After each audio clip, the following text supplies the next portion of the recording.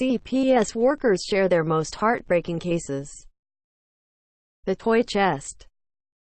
A biological father made his 6-year-old son help him build a toy chest. It was fairly large, about 4 feet by 3 feet in size, with locks on the top. The dad used the chest to lock the kid who helped him build it, along with his 3 other siblings and mom when they misbehaved. The filth and the fury. My friend is a paramedic and got called to a case recently that was on the news about a baby girl who had maggots in her privates. Recently, an acquaintance's daughter had her children taken away after her boyfriend bashed her 2-year-old's head into the bathtub. The baby boy was still in ICU months later. The social workers said her house was full of trash, roaches, dirty diapers, and who knows what else. I know this mother and she never takes a shower. The most brutal of parents. I'm a social worker that sees all intakes. Several come to mind. One adoptive family put the daughter in a lawn pesticide barrel full of acid. Her brother was found in the front seat unconscious but alive with burns. The second was a sibling group that grew up in dog cages until age 11. Luckily, doctors performed successful surgery to correct their spines. The third was a girl that was feral until about 6 years old. She didn't leave a dark room for 5 years. I also review all death cases. The system breaks down much less than people let the media assume. I've saved an 11-year-old boy from committing suicide via jumping in front of traffic. I ran and grabbed him and we slid just beside a car going about 50 miles per hour. Working in the psych ward. I work at a psychiatric residential treatment facility for kids up to 12 years old. I have so many stories. One kid was hyper, so the parents locked him in a room, tore the carpet out, left him a poop bucket, and would toss his food in through a kitty door. A girl that was subjected to torture, not being given food, forced to drink out of the toilet, would be beaten and assaulted and forced to wear dirty diapers on her face if caught stealing food. For her siblings, a boy was kept in an abandoned building by a substance-addicted mom, pooping in an overflowing bathtub, and traded by mom to deviants for substances. He answered the door when the cops came, and after one look they immediately took him out of the house. He screamed for his mom as she hid upstairs. That was the last time he saw her. One kid came back from a weekend visit with his mother with chlamydia. In another case, a relative put one kid in the front seat, tied the kid's mom to the rear bumper, and drove off. The mom died. Severe abuse and even murder. It was one of the first cases I investigated, and it involved a child death. There was another worker assigned to take the priority 1 cases that day, but she was stuck out in the boonies working another emergency when we got the call. A 2-year-old child had been brought to the emergency room by her mother. The child was cold and blue and she had the living sister. I had just been cleared to take priority 1 calls, and my unit supervisor sent me to start working the case. She also called the region to send us a special investigator, a CPS investigator with police or military experience. They have special privileges in their work. By the time we got the report, police were already questioning the mother. It was my first time to witness a police interrogation. The mother refused to speak English during the interview and she had her friend translate for us. For some reason, there wasn't a Spanish to English translator brought for the interrogation. The mom claimed the child had been jumping on the bed with her sister when she fell off the bed and hit her head on the floor. She was vomiting later in the evening, and when the mom checked in on her the next day, the child was dead. Her story seemed sketchy as preliminary reports showed no head injuries. We went to the house to investigate the scene with the police and the mom, and everything had been stripped bare. All the furniture and family possessions were gone. It smelled strongly of bleach. It was the first time I had a close look at the mom, and she had bruising on her neck, a huge fresh bruise under her chin, and her eye was swollen. She claimed she slipped and hit her chin on the kitchen counter. In the following days, we learned the truth. A year prior, CPS investigated the family when it came out that mom's boyfriend was abusing the children. The department required the mom to end her relationship with the boyfriend, which she did, and provided therapeutic services for the family. But a few months after CPS left, the boyfriend came back to the home. The night of the child's death, she messed her pants while the boyfriend was watching a sports game. He got angry and kicked her in the stomach. But he kicked her in the stomach so hard, it almost lacerated her liver in two. The mom was correct in that the child had been vomiting and sick the night before her death. This child spent her last hours on earth suffering a painful death. The mom had waited so long to take the little girl to the hospital because she wanted to give the boyfriend lead time to escape. He ended up going to Mexico, where he was later found, brought back and charged in the case. Both he and the mom are in prison. The little girl's big sister was reunited with their biological father, who had been spending the past few years trying to find the girls. He was inconsolable with the news.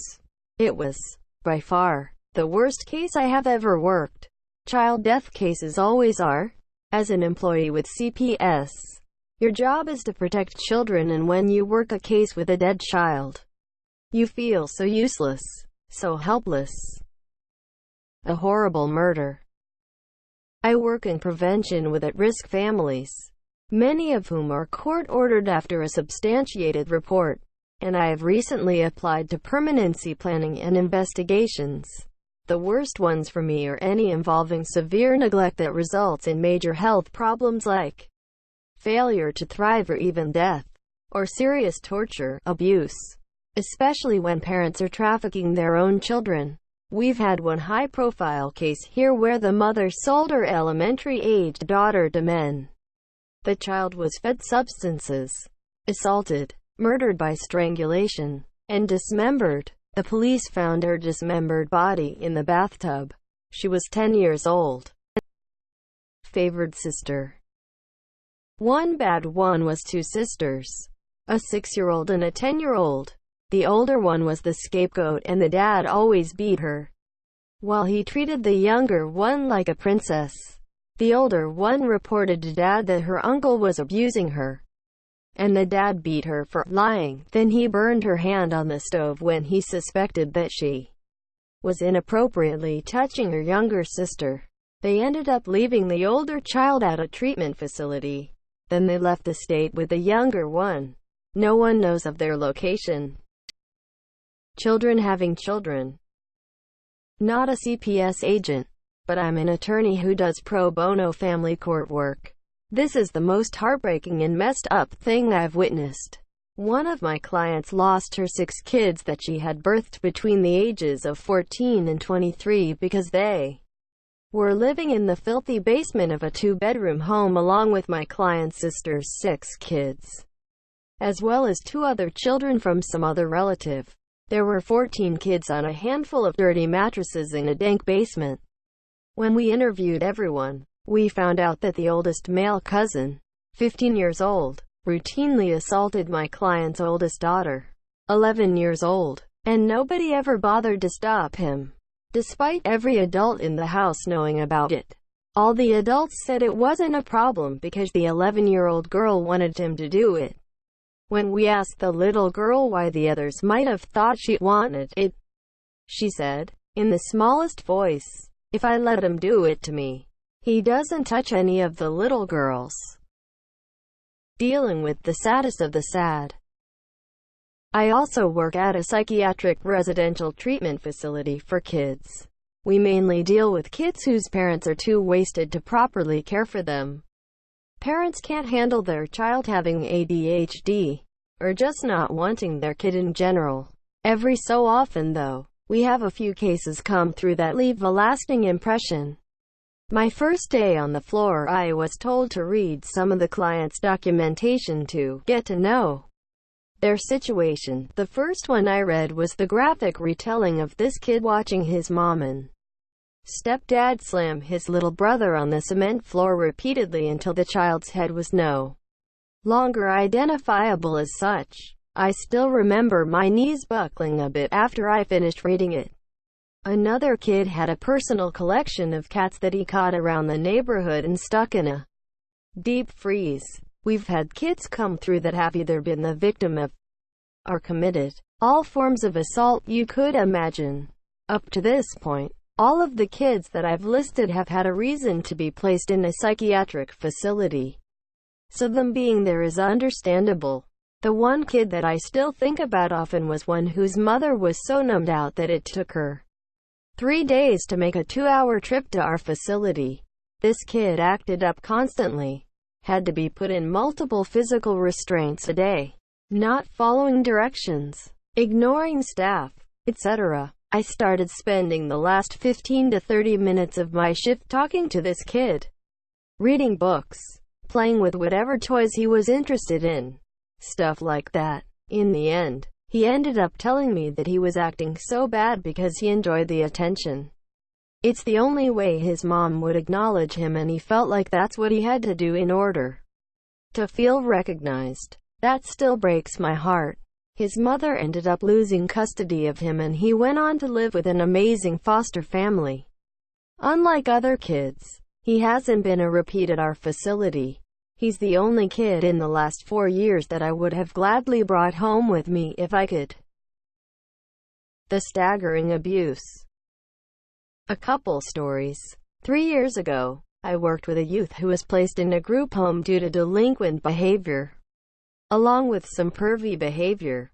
He has since aged out of the system and has been living on his own. He and his girlfriend had a baby earlier this year, and he is currently in prison for killing the baby. Another youth that I previously worked with, who went through extensive therapies, including substance abuse and individual therapies, was so involved with gang life that he is currently in prison for a high-profile murder. All of my cases have been disturbing in some way, whether it's the gross negligence on the biological parent's part, the sad aftermath of that negligence where kids hoard food, gorge on it and end up having stomach, behavioral, hygienic issues resulting in fecal smearing, pooping in one's pants, not wiping properly, etc. I went for an intake and I noticed that the 4-year-old had a perfectly round bruise on her earlobe.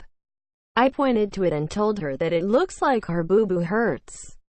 She said that mommy is mean and hurt me. Another one. The baby had a spiral fracture in his forearm from someone dragging him across the floor by his little arm. His toddler brother had bruised eyes and bruises across his entire body. They had everything, except for human interaction. I talked to a CPS worker one time. She told me about a set of twins severely behind the learning curve. They lived in a ritzy neighborhood, and the parents were able to afford 2 of everything. They had their own cribs, pack and plays, and swings. The mom would feed, burp, and change the babies and then put them on their backs in their individual playpens. They never played with one another and were never given tummy time. They had no choice, not even a mobile for them to watch. They were not given time to interact with each other. The doctor called after their 1-year checkup and they were taken away from their parents. Feeling powerless. I'm a former special education teacher. Most of the students in my class had amazing parents, but the other teachers had some awful stuff. One was a 14-year-old female with severe disabilities, dysmorphic facial features, but a developed body. She dressed in form-fitting clothes and acted flirtatiously. About once a month, the girl would have a massive, traumatic meltdown and scream, cry, and wail at the top of her lungs for hours. The other students would come to my classroom and her teacher would stay with her. One day her teacher was helping her in the bathroom and the girl had purple handprint-shaped bruises on her inner thighs, like they had been held open. The teacher asked how she got the bruises. She nervously answered, "I fell." The teacher asked what she fell on. "I don't know." The teacher contacted the principal, who wrote a report, took pictures as evidence, and contacted the girl's mother. The girl's mom said she had been scratching herself and dismissed it. Another female student, 14, with quite mild disabilities, very quiet, tiny, and frail, like a little bird. There was suspected abuse by her father for years and years. The teachers would have lessons about abuse, that it's not okay for anyone, even your parents, to hurt you, and that you can tell a trusted grown-up. Trusted teachers would take her aside and gently ask if anything was wrong or if anyone was hurting her. The girl would never say anything. She would have accidents and wet her pants. On Mondays or after long vacations, she'd come to school walking with a limp, and she'd be more quiet than usual. One day, we found human tissue that appeared to be an early termination of pregnancy gestational sac tissue in the toilet after she had used the bathroom. Monsieur, we took pictures of it and wrote a report. I asked the other teacher why nothing was being done, but because the girl would never say anything was wrong, and neither of her parents would say anything was wrong, and there was no appearance of physical abuse or neglect, nothing could be done. A horrible abuse to anyone. In high school, I volunteered at a children's hospital playing with sick kids. The hospital also got a lot of CPS abuse cases due to their outstanding NICU and PICU. The worst I saw was an infant, no more than a few months old, with their tongue slit up the middle so it would fork, at 16 years old and sheltered. I was not prepared for that one. Taking it home with you. One of my relatives is a child advocate. They've been doing it for years now. And to say their level of anxiety outside work environment has increased is an understatement.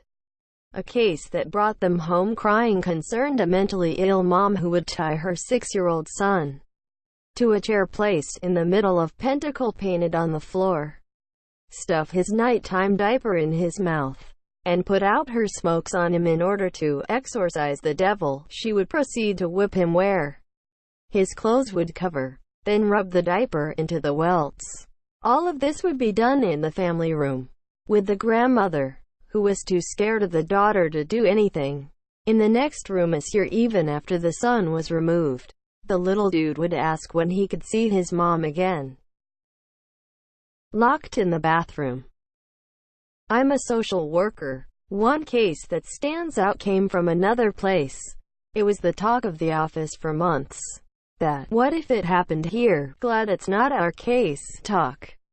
It reminded me of the book The Child called it. A mom singled out one child, locked him in a bathroom for multiple years. He got little food, just enough to survive, lived in his own filth with no light or window. The dad supposedly knew nothing. The boy was a young teenager when found, but weighed the amount of a 4-year-old. The saddest part is he still loved his mother and wanted a relationship with her when she got out of prison. A terrible mother. I work in psychiatric residential. Most of our kids have some kind of physical or emotional trauma. One child was pulled from a family because of suspected neglect. Later learned that her mother would leave her in the garage.